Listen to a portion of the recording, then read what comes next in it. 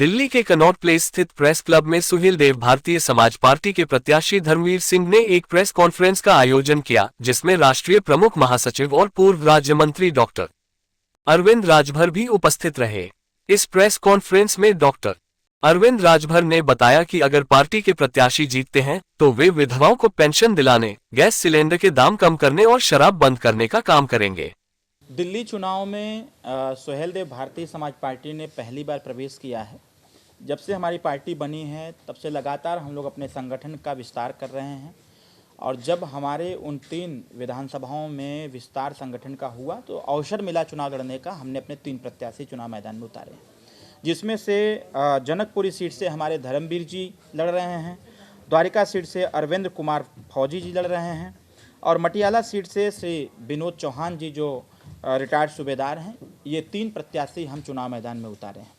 Suhel Dev Bharatiya Samaj party सबसे पहला मुद्दा अपना स्पष्ट रूप से कहना चाहती है कि अगर हमारे मतदाताओं के वोट से नेताओं के, मंत्रियों के, विधायकों के और सांसदों के अधिकारियों की तनख्वाह तय होती है, उनके पेंशन तय होते हैं, तो सुहेल देव भारतीय समाज पार्टी चाहती है कि दिल्ली में हर मतदाता को 5,000 रुपया मतदाता पेंशन मिले और देश की राजधानी दिल्ली है, दिल्ली से जो आवाज़ उठेगी वो देश स्तर पर लागू होगी। इसके साथ साथ हम अपने जो शिक्षण संस्थान है दिल्ली में, उन शिक्षण संस्थानों में भारतीय संविधान के पठन पाठन की अनिवार्यता चाहते हैं।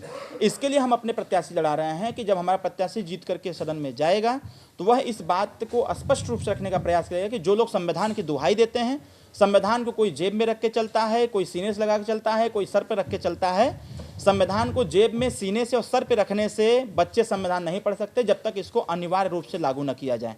अगर प्राथमिक विद्यालय से हर सब्जेक्ट पढ़ना अनिवार्य है तो उसी प्रकार से संविधान एक विषय रख दिया जाए और संविधान को पढ़ना अनिवार्य कर दिया जाए।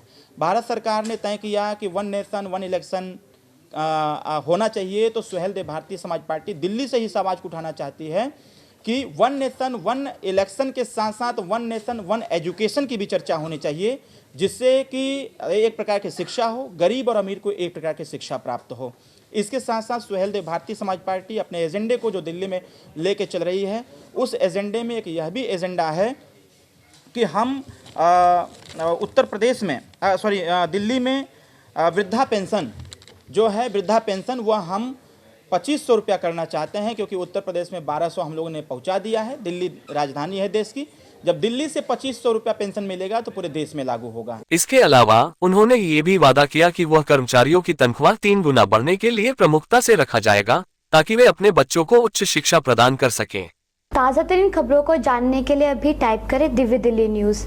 नीचे दिए गए सब्सक्राइब बटन को दबाएं और नोटिफिकेशन के लिए दिए गए बेल आइकन को क्लिक करें। हमारे वीडियोस को लाइक, शेयर और कमेंट करना ना भूलें।